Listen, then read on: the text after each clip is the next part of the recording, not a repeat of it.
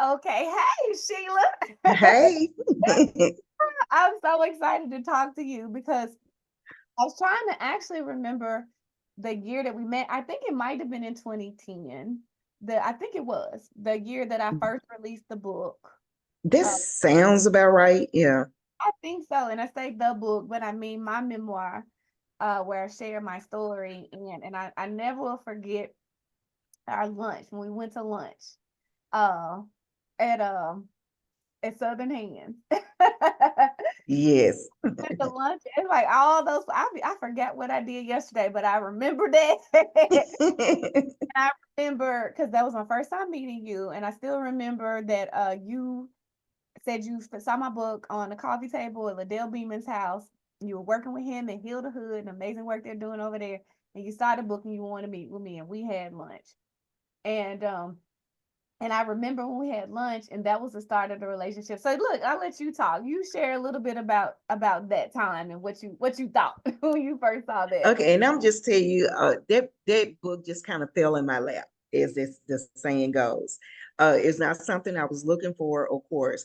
It just fell in my lap. And, when I saw that, and I'm always the type that's looking for something to help the students or to help me do my job better. So that's basically what the book did. It helped me do my job better.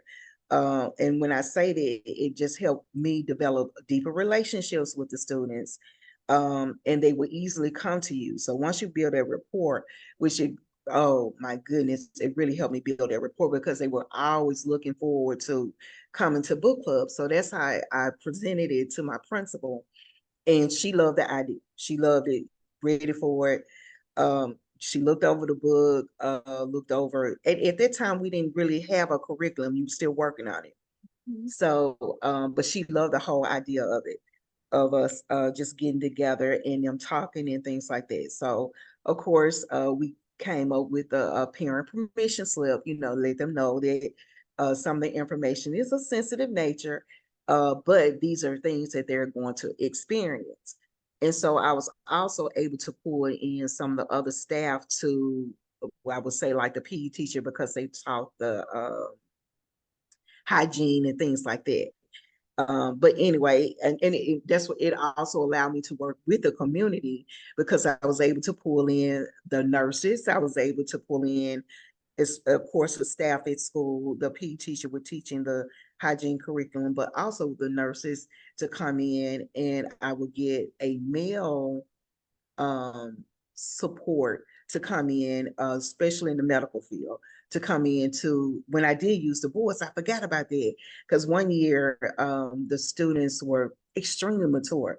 The fifth grade class was extremely mature, so I did the book club with the boys and with the girls. Look, But I got so many thoughts on that before you go too far, because I remember like at the lunch, and then you said you wanted to get the book, and you got the book. I was so excited. I was like, she wanted to come up here, and I was so excited. You brought in. You started just talking about what you wanted to talk about with them based on the book, right before we had the curriculum. And I was working at FedEx at the time, and I would come on my lunch break when I could. Usually, after they had read most of the book, and I remember how excited they were, how many questions they had. And then I also remember, like you were just saying, when you incorporated the boys. And Sheila, I still talk about this to this day too. That I don't even know if you remember, but one little boy, he fifth grade boy. And again, let me say this too. I remember when I said, Sheila, are you sure we should do this with fifth grade? feel great. Yes. Because the book talks about a whole lot of things, but there's Mm-hmm. that chapter where it talks about me getting pregnant and how I got pregnant. And I was like, yeah, it's a lot. And you said, yeah. And you remember saying, as you said, yes, because they're talking about it meaning sex and things related to, Mm-hmm. and they're doing it. And Mm-hmm. that was about 13 years ago. It was probably in 2010. And I said, hey, and okay, let's do it. And then I remember you incorporate the boys. And so one little boy raised his hand. I called him. He was like this, confused look on his face. And he said, why, when a girl gets pregnant, the boy leaves and he's not there? Mm-hmm. And And I mean, I just remember he was like so perplexed. And I remember the answer I gave him. I said, because he's scared. I said, typically it's because he is scared. And I said, the girl is scared. Everybody's parents are typically scared. Everybody's scared because it's a scary situation. But it's easier for him to leave and not deal with that scary situation. Mm-hmm. Girl, the baby is in her body. And when it comes out, she's typically the one who has to be there. And the boy can more easily. Mm-hmm. Then another little boy raised his hand and he said, well, wait, are you saying he's scared of the responsibility? That's exactly what you say. Are you saying he's scared of the responsibility? And I said yes. I said it's a huge responsibility and went into all of that. And the other little boy raised his hand again and then he was like, but he can't leave. He has to stay. He can't. I will never forget that. And I with that what made that so special to me, and I've experienced similar situations since then, fifth grade and beyond, is the conversation that it sparks and that now they're thinking about it, and they're having this conversation about it. And Sheila, that was really special to me, and you provided that experience, and you helped me to learn so much about what I can do and what I can share and how I can help people. And so you just talked about bringing the PE teachers in and nurses and stuff. And so you and I, kind of fast forward, you did it. It was 2 years you did it with just the girls. And then that third year you incorporated the boys. And then I remember when you said, Summer, uh, are you familiar with Common Core? And Mm-hmm. it's so rich. I still remember you like, it's so rich. Rich it was I was with the like, terminology that, yeah, because at that particular time the school system was changing over to using non uh non-core or non-curriculum books from the school system. They wanted to bring in other pieces, other literature pieces in. And I'm like, okay, your book is perfect to bring it in. And I saw then too, and I didn't mention this earlier, but also, like I said, the book is extremely rich with the terminology and the vocabulary. And with that, and when I, of course, my principal, she really taught me how to do data. So looking at the data, the girls' scores at that time increased when they did the state testing. So, and it's just a terminology that they had to use because I got with the fifth grade teachers and we were kind of looking over some things and looking at what they had to do to pass, what not just to pass, but if they wanted to even score even higher. So a lot of the tests, just looking at the test, had so much vocabulary, so much terminology that if they hadn't been reading your book, they would not have been exposed to that. And so, because it's like, it's just not said in your, everyday language, or either even in the school books that are used, in the textbooks that are used, it's just not shared. So your book really, really helped tremendously with them gaining, that additional knowledge they needed for their terminology. And it really helped, and the scores increase. Their scores increase. I can just say this with my high school students now. Oh my God, it's like they're like, what's that word? So we'll go over the definitions on what the words mean, and they use it in a sentence. They say, I'm gonna get her now. I'm really gonna get her now. And when they talk about get the girl, they talk about they gonna hook her in. She gonna think I'm saying this, but it really mean this. And they're so excited with using the book. They so excited. And I did tell them, because they say, Summer? I said, yeah, I know her personally. So of course, I share your intro that you do from the video from each chapter that we're going to. Then I said, well, what I'm gonna do, I'm gonna try my best to see if we can get her here at the end when we finish the book. And I want y'all to ask her some questions. And so some of the questions that I posed to them, I said, okay, so with this situation going on now, how you feel about it? Oh, they just all engaged, all engaged. And then I said, so what were some questions that you would ask Summer? And so they get engaged. And I might say, okay. I said, we'll see when she gets here. So they're really excited. I love it. And so we went from not having a curriculum, just reading the book, and students were reading the book. And even when you were getting that data, we still didn't have a curriculum. It's just Mhm. they were reading the book and they were learning this vocabulary. And so with you doing that and getting that data and helping me to see what the possibilities were, and you exposing me to Common Core, people have their own feelings about Common Core, but ultimately it was just higher learning standards, right? With Right. exposing me to that and what the standards were, then I was able to create an actual curriculum and a physical work. I'm looking like I don't have one I can reach real quick. A physical workbook, fifth grade, middle school, high school, teen parent, and now I have a first generation college student version based on what you shared and what you were telling me that people could get out of the book, or that your students were getting out of the book. Um, and so created those workbooks. And then you started using the workbooks. And now that's what you have with the high school students. And I'm telling you, Mhm. so even with the workbooks and people going through the lessons in the workbooks, the two things that you said earlier that you helped me to do it is like I designed it for cross-curricular instruction. So one teacher can teach the whole thing, or Mhm. different teachers, and it doesn't have to be teachers, it could be just any educator in the school system or educator period, anybody who works with you can teach a part of it. And I love how you also, and I encourage people to do this too, brought in people from the community to add on to what was Mhm. being learned in the lesson, like the nurses. And I have programs that I work with now where they will bring in someone who works at a bank, where I talk about saving money, where I'm saving money or buying my house, they'll bring in a real estate Mhm. and bring in somebody from the community to talk about what they're learning. I just love it. Um, and it just feels good. And I just have to say, for me to write the book, which was hard to write because of my story. When I say hard, Exactly. I mean it was just emotional to write. Mhm.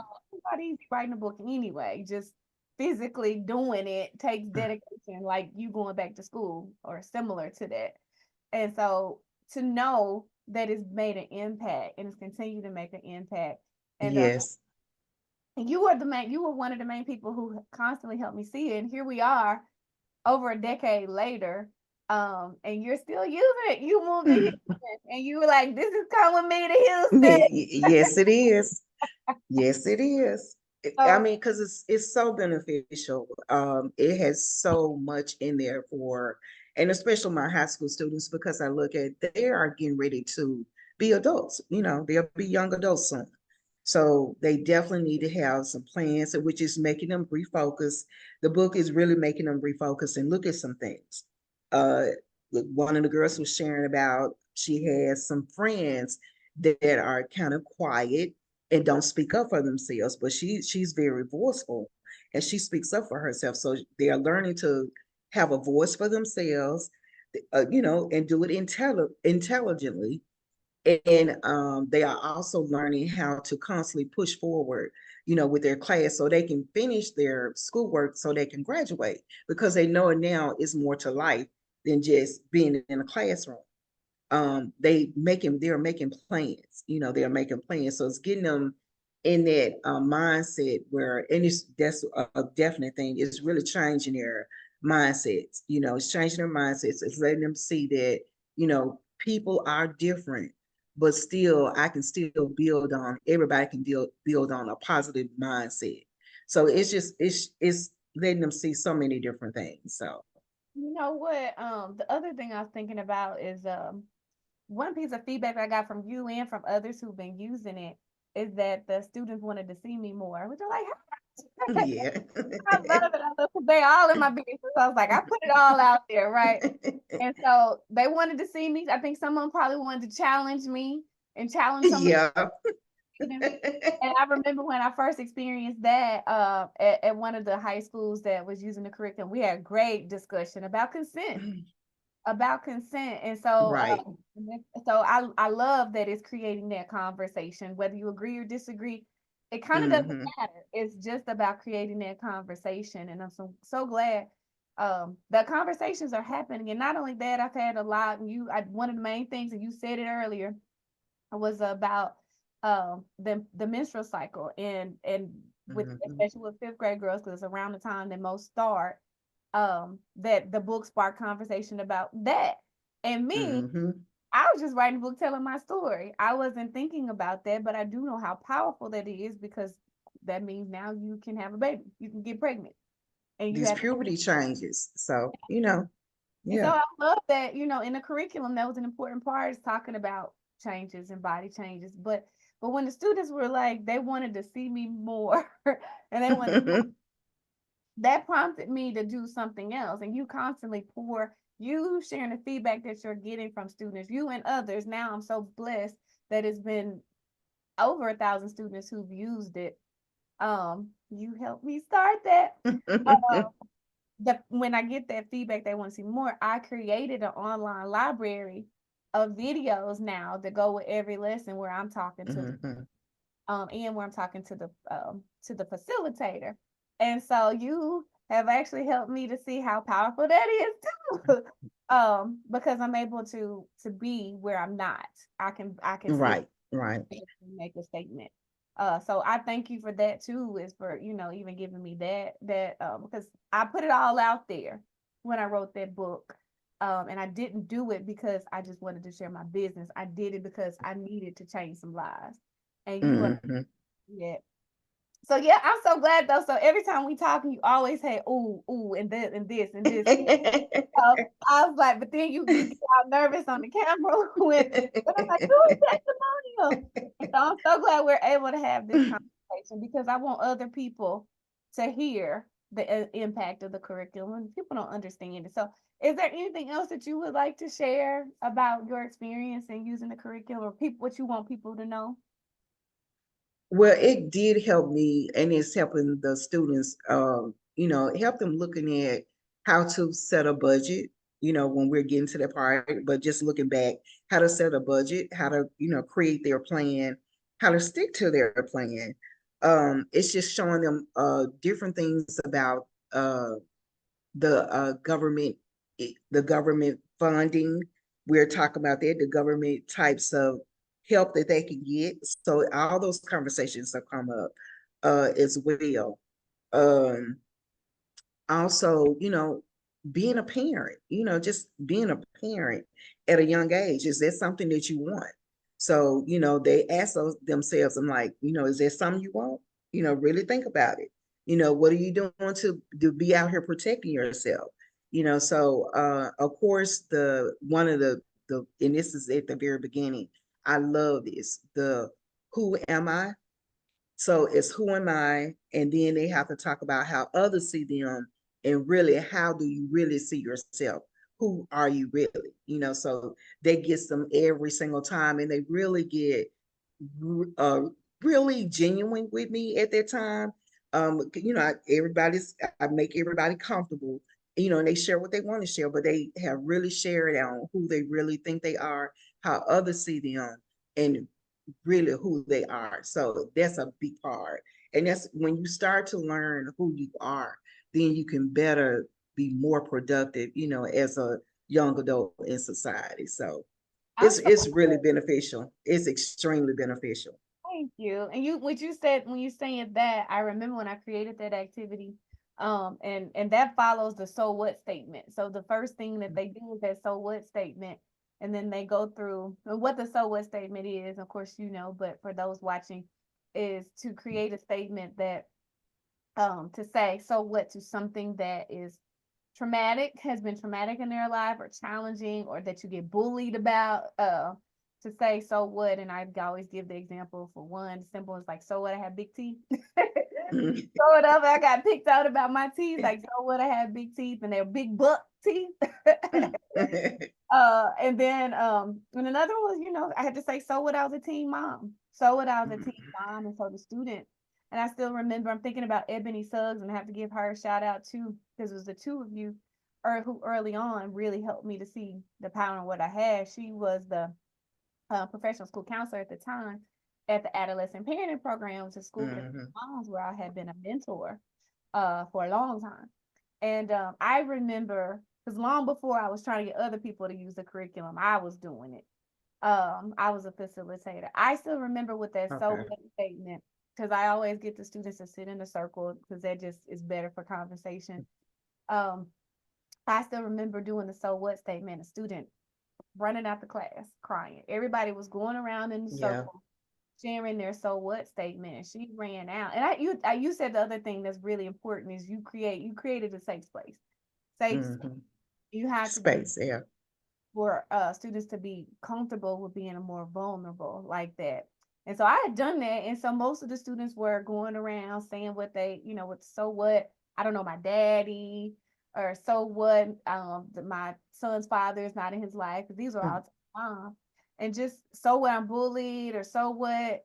So it was, some real, real serious stuff too. A lot of it was real serious, even more serious than what I just shared. And but the power in saying so what to it is is learning how to take away the power from that problem and that challenge, and that's what I explained. And so but the student ran out, and name was Aaliyah.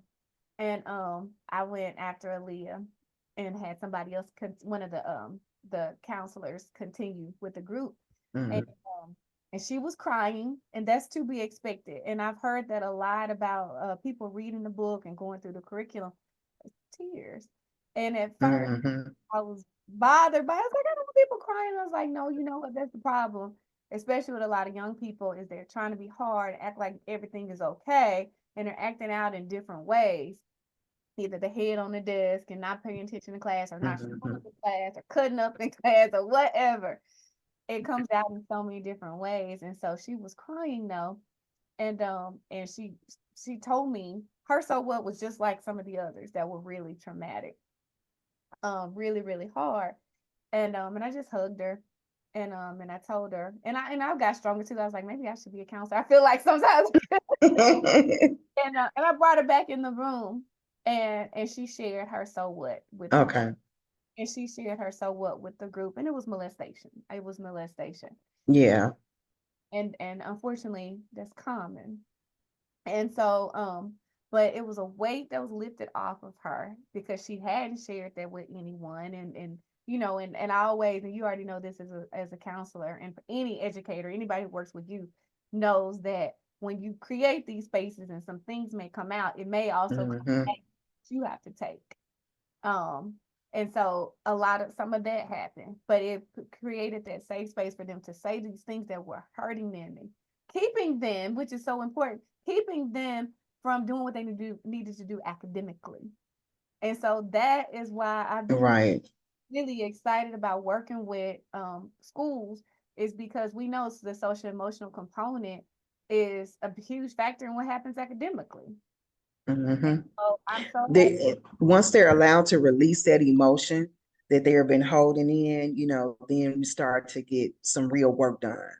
When I say work, not just academically, but it helps tremendously academically once they're allowed to release that emotion that they've been holding on to, for so long, all pent up inside, and nobody else knows. Now they're telling, um, which helps both ways. It helps the student become a better student, and it helps the teacher, be able to teach her class better and to get the information across even better.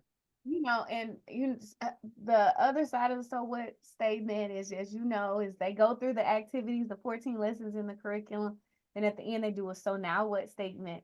And that is, you have to go back to that so what statement and say, so now how am I gonna deal with that thing? Okay. So then, Okay. so what, I got big buck teeth. Now I'm gonna get braces, and I did got braces, but then I also had that so what of, so what, I'm a teen mom. And so now I'm gonna be the best teen mom I can be. I'm not gonna let this define me, and I'm gonna help other teen moms, and I'm gonna help other young people not become teen parents. And so it's really cool when I can hear and see them create those so now what statements, so that they don't have to feel stuck in that so what, Okay. that you've done it, you've implemented it, and you've seen your students too. So I'm just super excited about it. But it was something else that you said, that you said, that that feels good to me. And so, as the program grew, um I'm like, okay, I can't do it, I want this everywhere, and I can't physically do it. And so it's when I created the trainer, where Hmm. so people like you took it and ran with it, and you didn't train it. But here's the other thing is like I totally respect educators, teachers, because you know your students, you know your craft, you know. And I'm so excited though to create this tool to do what you were just saying, to do what you already have to do, to help you do it and reach the students in a new way. The trainer, I was super excited too because I could implement the best practices that I've learned from all these years of people using it. But and I have to push back sometimes when people want me to implement it because the biggest part of, I don't know if it's the biggest because there's so many exciting things, but what you said, Sheila, was that it helped you develop a deeper relationship with your student. Mhm. And I'm like, if I can, I'll not only help them as socially, emotionally, and academically, but also for the educator to feel they have a deeper relationship with with the student because of the curriculum. That goes way beyond the curriculum. Right. Another win, then that's another win. So, but yeah, Sheila, okay. I just wanted to have this conversation because when you share this stuff with me, I'm like, everybody needs to hear this. Everybody needs to hear um that how your experience with the curriculum and how it's been able to help. And by the curriculum, the so what literacy, life skills, and character education curriculum. And how you've been able to use it from fifth grade to high school. Oh, yes. Fifth grade to high school. But thank you so much, Sheila. I appreciate you and I appreciate your support and I look forward to the curriculum following you everywhere you go. Okay. All right. Thank you. You're so welcome. All right, thank you, Sheila. Okay. All right.